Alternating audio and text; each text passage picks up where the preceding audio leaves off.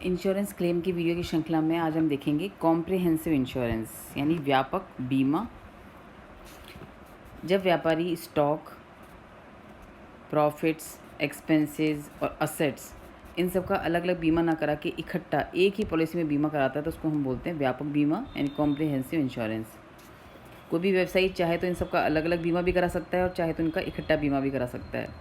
यदि उसने एक ही संयुक्त पॉलिसी ले रखी है तो उस स्थिति में जब हम हानि निकालेंगे तो हमें ध्यान रखना है तरीका हमारा वही होगा निकालने का, यानी कितनी पॉलिसी हमने ले रखी है, कितनी पॉलिसी होनी चाहिए थी, उस तुलनात्मक रूप से ही हम क्लेम की राशि को ज्ञात करेंगे। तो फॉर्मूला हमारा इसमें वही हो जाएगा दावे की राशि निकालने का, संपत्ति की कितनी हानि हुई है इंटू कितना बीमा हमने इंश्योरेंस करा रखा है डिवाइडेड बाय कितना इंश्योरेंस उसका होना चाहिए था। एक एग्जाम्पल लेके देखेंगे हम कि कॉम्प्रिहेंसिव इंश्योरेंस के समय हम क्लेम की राशि को कैसे निकालेंगे। जिससे यहाँ पर एक एग्जाम्पल लिया है मैंने। इस एग्जाम्पल में हमें एसेट्स दे रखी है, हमने बिल्डिंग, मशीनरी, फर्नीचर, स्टॉक और लॉस ऑफ प्रॉफिट, हमने पाँचों का एक ही बीमा करवा लिया है। हमने कॉम्प्रिहेंसिव बीमा लिया है। 1 अक्टूबर को दुकान में आग लगी और निम्न संपत्तियों का हमको लॉस हो गया। जैसे बिल्डिंग की वैल्यू थी 20 लाख रुपए की, हमें पॉलिसी लेनी चाहिए थी 20 लाख की, पर हमने पॉलिसी ले रखी है सिर्फ 18 लाख की, यानी यहाँ पर भी हमारा एवरेज क्लॉज लागू होगा। मशीनरी में भी बीमा होना चाहिए था 10 लाख का, है सिर्फ 8 लाख का, यहाँ पर भी हमारा लागू होगा। फर्नीचर में भी आपका इंश्योरेंस पॉलिसी होनी चाहिए थी 50,000 की, आपने ली है केवल 40,000। यहाँ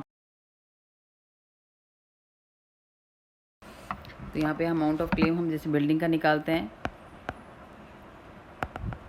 तो बिल्डिंग पर यहाँ पर हमें लॉस हुआ है 1 लाख रुपए का।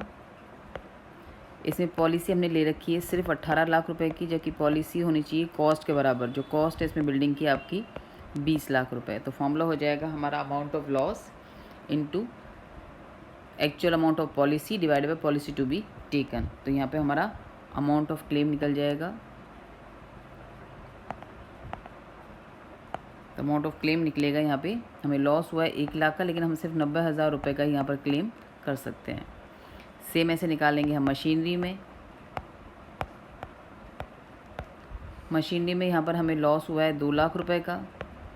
यहाँ पे पॉलिसी हमने ले रखी है 8 लाख रुपए की, जबकि हमको लेनी चाहिए थी पॉलिसी 10 लाख रुपए की। तो यहाँ पर भी हमारा क्लेम कम होगा इसमें, तो यहाँ पे क्लेम हमारा निकल जाएगा 1,60,000 रुपये। सेम ऐसे निकालेंगे हम फर्नीचर में। फर्नीचर में हमारा यहाँ पे लॉस हुआ है 30,000 रुपये का, पॉलिसी हमें ले रखी है सिर्फ 40,000 रुपये की, जबकि हमारे को पॉलिसी लेनी चाहिए थी यहाँ पे 50,000 रुपये की। तो यहाँ पर हो जाएगा हमारा क्लेम की राशि आएगी सिर्फ 24,000 रुपये। ऐसे हम निकालेंगे स्टॉक में। स्टॉक में हमें लॉस हुआ है यहाँ पर 4 लाख रुपए का, पॉलिसी हमने ले रखी है 4 लाख रुपए की, जबकि हमें लेनी चाहिए थी पॉलिसी 5 लाख रुपए की। तो यहाँ पर आ जाएगा हमारा क्लेम 3,20,000 रुपये। ऐसे 5 निकालेंगे हम। Claim for loss of profit,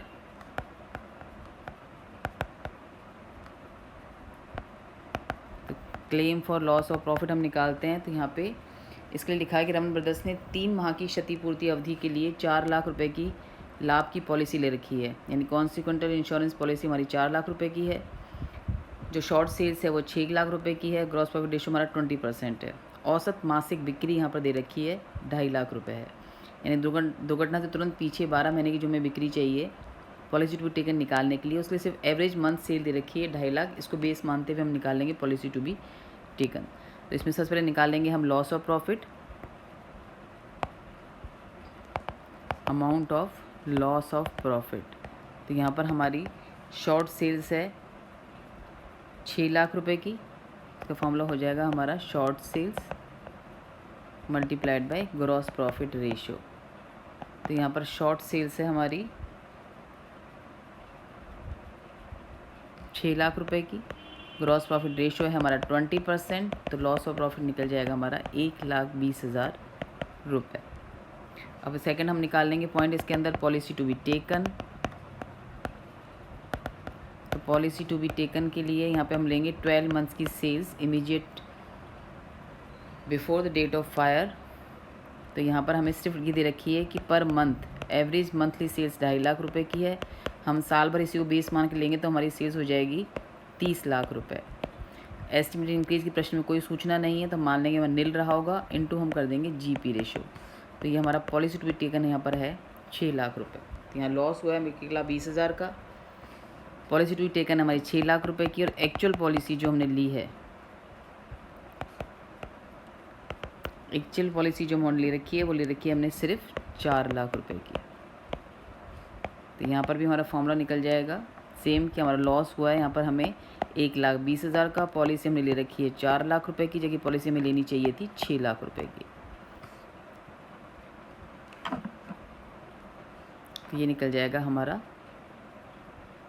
80,000 रुपये। इन सबको जोड़ देंगे तो हमारा कॉम्प्रिहेंसिव इंश्योरेंस का टोटल क्लेम निकल जाएगा, total amount of claim to be lost, जो हमें क्लेम करना है। तो टोटल हम सब जोड़ देंगे तो हमारा निकल जाएगा 6,74,000 रुपीज़, यानी असेट्स और लॉस ऑफ प्रॉफिट सबका इंश्योरेंस में जोड़ देंगे तो टोटल जो क्लेम हम करेंगे कंपनी में वो करेंगे 6,74,000 रुपीज़ का। तो ये तरीका है हमारा कॉम्प्रिहेंसिव इंश्योरेंस के अंदर अमाउंट ऑफ क्लेम निकालने का। मैं फिर थोड़ा सा ब्रीफ कर देती हूँ। इसमें इंडिविजुअल असेट्स का, स्टॉक का तो हमारा फॉर्मूला है ही, loss into amount of policy divided by policy to be taken, जो हमारी कॉस्ट के बराबर होती है।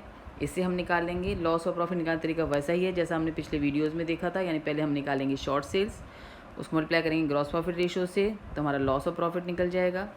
ये जो निकला है ये हमारा लॉस ऑफ प्रॉफिट, हमारा लॉस ऑफ प्रॉफिट निकल जाएगा। फिर वैसे ही हम निकाल लेंगे policy to be taken, formula apply करेंगे और हमारा आंसर निकल जाएगा कॉन्सिक्वेंट लॉस के क्लेम का। आज के लिए